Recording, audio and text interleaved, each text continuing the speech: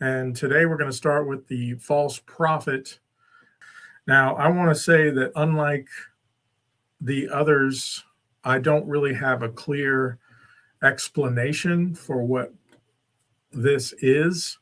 However, I just wanted to point out what the scripture says we will see. I think when the false prophet arises, we will know that we're there.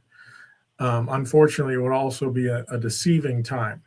So, yeah, so I'm going to share the screen and we're going to start with Revelation 13:11 through 18. This is where it gets into the false prophet. Now, just to give you some context, and we read this in the first video of this series, it talked about the first beast with the 7 heads and 10 horns. And now we're going to talk about the second beast. Then I saw another beast rising out of the earth. It had 2 horns like a lamb, and it spoke like a dragon. So you remember the dragon we talked about in the first video of this series. It exercises all the authority of the first beast in its presence and makes the earth and its inhabitants worship the first beast whose mortal wound was healed. So somehow, the beast is some political, the 7-headed 10-horned beast is a political system that will dominate the whole earth. And this is another one that it says it exercises all the authority of the first beast. So whatever this is has authority over the earth. And it performs great signs, even making fire come down from heaven to earth in front of people. And by the signs that is allowed to work in the presence of the beast, it deceives those who dwell on earth, telling them to make an image for the beast that was wounded by the sword and yet lived. Personally, I think that when this beast rises, that is when we will know. If you know scripture and you have discernment, then you know we're in the last days. And but unfortunately, many people will be deceived by these signs. By the signs that are allowed to work in the presence of the beast, it deceives those who dwell on the earth, telling them to make an image for the beast that was wounded by the sword and yet lived. I'm not exactly sure what that means. I've talked about that a little bit in the first video. There's people that suggest that the Antichrist will be killed and then come back to life. But I don't know about that. Like, I've considered that, but I'm not sure.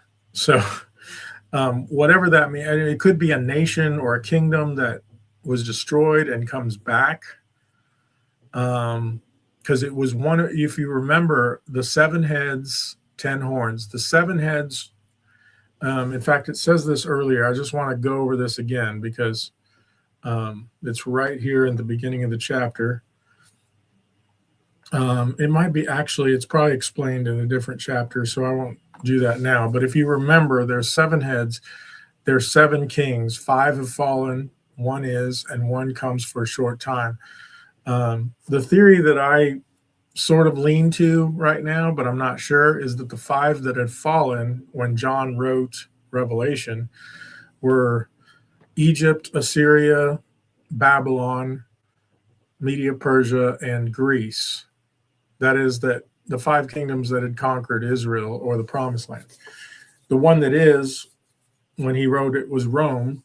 The one that comes for a short time, I don't know. But then the 8th is one of the 7.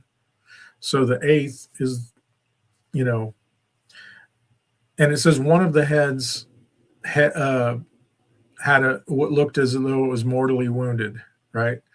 I assume that one of these that had died, one of these 7, come back as the 8th. And I don't know exactly what that means. So there's theories out there. And I'm not as sure about this one as I am with the whore and the beast in terms of, you know, if we're close to the last days, well, the whore, we know the scripture says, is Jerusalem, and so yeah, but and the beast is some political system that conquers the whole earth. As for the false prophet, I don't have anything that suggests what it might be today, but there are some things in here we can look at that are applicable to things going on today. And it was allowed to give it was allowed to give breath to the image of the beast. So the image of the beast might even speak and might cause those who would not worship the image of the beast to be slain. It sounds like this might be the death of something that the false prophet gives life to, like some sort of either a faked resurrection or some supernatural demonic thing that's going on here. I don't know. Like, this is interesting language. Worship the image. Okay, so it says, oh yeah, that's what it means. As it was allowed to give breath to the image of the beast, so that the image of the beast might even speak and might cause those who would not worship the image of the beast to be slain. So anybody, so this is a key thing as well. There's going to be something where they're going to force people to worship it, and if they don't, they'll be put to death. Verse 16, also it causes all, both small and great, both rich and poor, both free and slave, to be marked on the right hand or the forehead, so that no one can buy or sell unless he has the mark, that is, the name of the beast and the number of its name. This calls for wisdom. Let the one who has understanding calculate the number of the beast, for it is the number of a man, and his number is 666. Now, if you remember in the first video, I played a piece of the Bill Cooper Mystery Babylon thing, and he was telling what the belief, you know, the dogma, the history, and the identity of the mystery schools. And one of the things he said is that they believe that the number of the illumined man is 666. Now, that's kind of interesting. If that's the case, if that's what they think, that could be applicable to this and how they look at that number.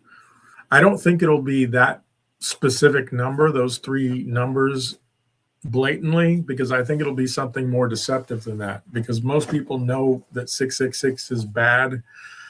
But it's something that has to be calculated. And so, you know, it's not going to be so obvious necessarily. And if it is and people take it anyway, that's pretty bad. But all right. So next, I would like to go to, now this is interesting because I was reading this the other day and I noticed a couple of things.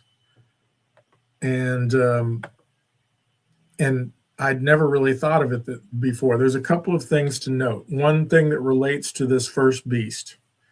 I believe it said it had two, okay, remember, I don't have it on the screen right now, but it says it had two horns like a lamb and it spoke like a dragon.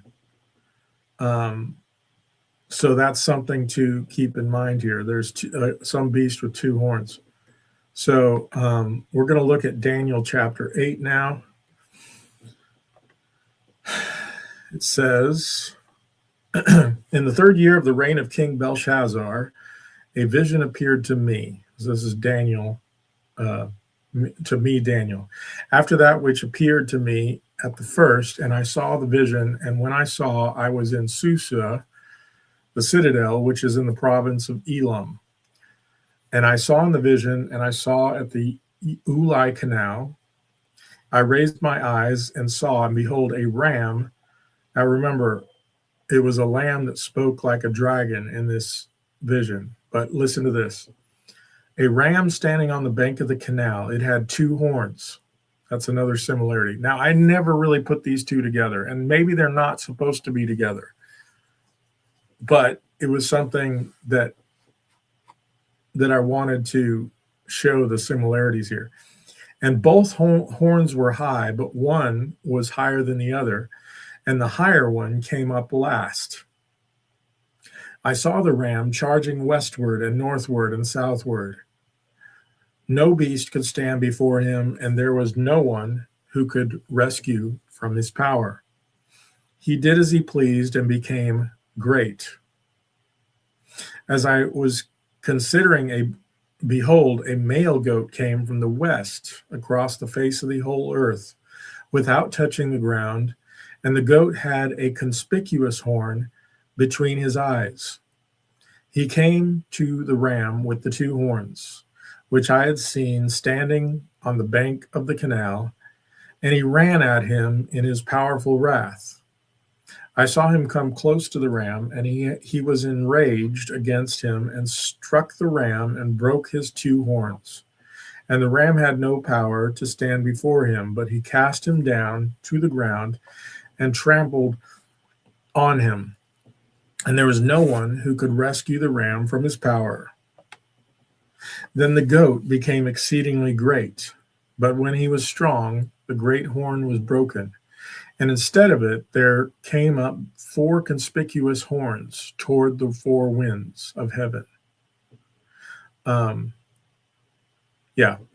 of one of them came a little horn. Now remember, in the 7 heads and 10 horns, the little horn was the 11th horn, which grew exceedingly great toward the south, toward the east, and toward the glorious land. It grew great even to the host of heaven, and some of the host and some of the stars it threw down to the ground and trampled on them. Now, I just never noticed this until just now. You remember, let me think, in Revelation 12, in the first video, we saw something about 12 stars, and the dragon pulled a third of them down. That's what this makes me think of. It grew great, even to the host of heaven, and some of the host and some of the stars it threw down to the ground and trampled on them. It became great, even as great as the prince of the host. This is, I'm not exactly sure what this means. I'm not sure who the prince of the host is supposed to be here. The dragon, maybe? Because you remember, the dragon is thrown out of heaven and pulls a third of the stars with him in Revelation 12. So, thinking out loud, I don't know if that's the right connection here. Think it through on your own, but I'm going to keep reading. And the regular burnt offering was taken away from him, and the place of his sanctuary was overthrown. Okay, now this is talking about in the Jewish temple, they had a burnt offering that went day and night for sins. And the place of his sanctuary was overthrown, and a host will be given over to it together with the regular burnt offering because of transgression, and will throw truth to the ground, and it will act and prosper. Then I heard a holy one speaking, and another holy one said to the one who spoke, "For how long is the vision concerning the regular burnt offering? The transgression that makes desolate." See, I kind of wonder, this probably has to do with the abomination of desolation, but and the giving over to the sanctuary and host to be trampled underfoot, and said to me, for 2,300 evenings and mornings. I heard somebody or I saw a comment somewhere on this verse that he believes this is 2,300 years, like the evenings and mornings of the daily sacrifice that's supposed to go. And that this was, now I don't know if this is true, but I thought this was interesting at least, that the beginning of this started in 334 BC. That's when the Greeks conquered the Persians, I guess, or conquered, something like that. There was something about 334 BC, and I don't remember exactly what it was. And they calculated from there to 1960 or 1967, when there was the Jewish War and the 3-day war or something, 6-day war, where they defeated a bunch of nations surrounding them. And that, anyway, or was it 1948? That wouldn't work. But anyway, I thought that was interesting. I don't know if that has any connection. I just thought I would mention it. But that also is close to 3.5 years if you take it as consecutive days. So that's, I think it's 2,360 is usually what 3.5 years is when it mentions days. So this is most of that. And that's probably closer to what I think it is. But anyway, when I, Daniel, had seen the vision, I sought to understand it, and behold, there stood before me one having the appearance of a man. And I heard a man's voice between the banks of the Ulai, and it called, Gabriel, make this man understand the vision. So he came. Gabriel's an angel. So he came near where I stood. And when he came, I was frightened and fell on my face. But he said to me, understand, O son of man, that the vision is for the time of the end. Now, this is where it gets a little confusing. Right here, it says the time of the end, right? Oops. The time of the end. But there's some other stuff in here that indicates a near fulfillment. So another reason why I think there's dual fulfillments of these things. And when he had spoken to me, I fell into a deep sleep with my face to the ground, but he touched me and made me stand up. He said, behold, I will make known to you what shall be at the latter end of the indignation, for it refers to the appointed time of the end. As for the ram that you saw with the 2 horns, these are the kings of Media and Persia. And let me go back to the beginning of this chapter real quick. I want to check one thing. I believe King Belshazzar was still with Babylon. Belshazzar, king of Babylon. So Babylon is still in power when he has this vision. I wanted to check that because that's relevant to this. So he's saying, now, like I said, there's a near fulfillment. And that's clear when you read this, because it says the Medes and the Persians, okay? As for the ram that you saw with the 2 horns, these are the kings of Media and Persia. And the goat is the king of Greece. And the great horn between the eyes is the first king. Now, in the near fulfillment, Alexander the Great would have been that first king of Greece. So he's saying Media Persia will come and conquer first. So historically, Media Persia came and conquered Babylon, and then Greece followed that. As for the horn that was broken, in place of it, of which 4 others arose, 4 kingdoms shall arise from his nation, but not with his power. Now, in history, when Alexander the Great died, 4 generals took over, and I believe that there were 4 sections or something of the Greek Empire. So that had a near fulfillment. When it says not with his own power, I assume that the dragon, think about these things, I don't know, some spiritual principality behind him. Now, this also makes me think of the 7 or the 10 horns that we saw, and this is just in the previous chapter. If you remember, there were 10 horns. I looked, and a little horn made war with, above that, fourth beast, and about the 10 horns that were on its head, and the other horn that came up, and before which 3 of them fell. So in this case, 1 horn comes up and 3 fall. In this case, 1 horn falls and 4 rise up. Now, that's a little different, so I don't think that connects. But anyway, I just wanted to mention that. And at the latter end of their kingdom, let's see. Yeah. And at the latter end of their kingdom, when the transgressors have reached their limit, a king of bold face, one who understands riddles, shall arise.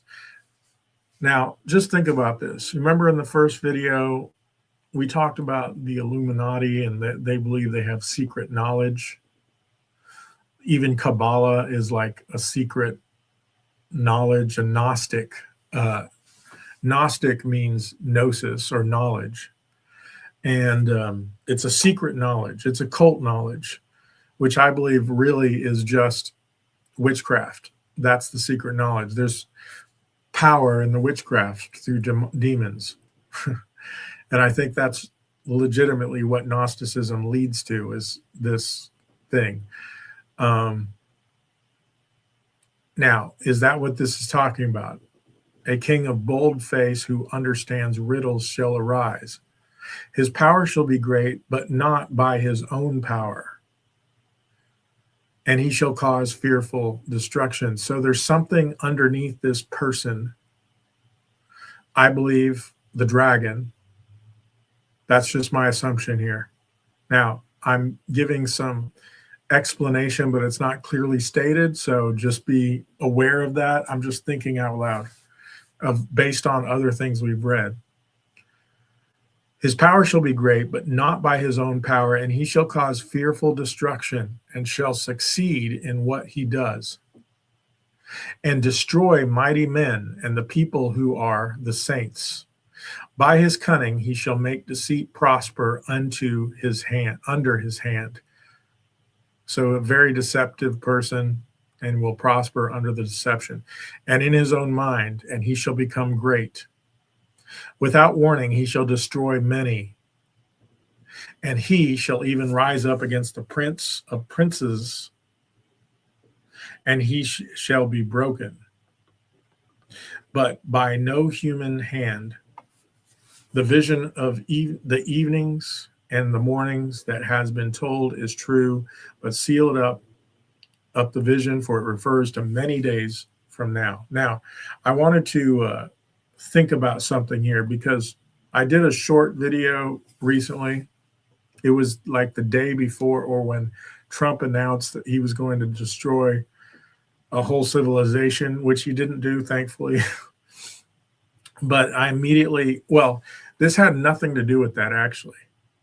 I was curious about Daniel 8, and it didn't really connect with me that Trump had said that. But Iran is modern day Persia. Okay. And, we don't know what's going to happen. I'm not a prophet. I don't know what's going to happen in the near future. But what if the double fulfillment is that this final beast, Greece represents this final beast that will rise up, and Media Persia is modern day Iran or whatever? I don't know. It just got me thinking about that. Now, we don't know what's going to end up happening with that. But anyway, that was all interesting to me. Now, as far as the false prophet goes, I just thought it was interesting because you have a ram with 2 horns, and then you had the false prophet was a lamb that spoke like a dragon with two horns. Now, in this case, this ram with two horns gets destroyed by this goat coming from the west. Oh, the other thing that's interesting is the goat never touches the ground, which could be symbolic of airplane, kind of technology in war. I'm going to see if there's anything else in here. Without warning shall destroy many. So this king will just start conquering and conquering. Now, when we start talking about the Antichrist, there's somebody on the front of my list right now, and maybe you've thought of it already. But I just want to, I just wanted to read that because I wasn't sure if there's a connection there. I'm not sure that there is, but I just remember a ram with two horns. I don't know. And I, Daniel, was overcome and lay sick for some days. Then I arose and went about the king's business, but I was appalled by the vision and did not understand it. So even the prophet Daniel didn't understand it.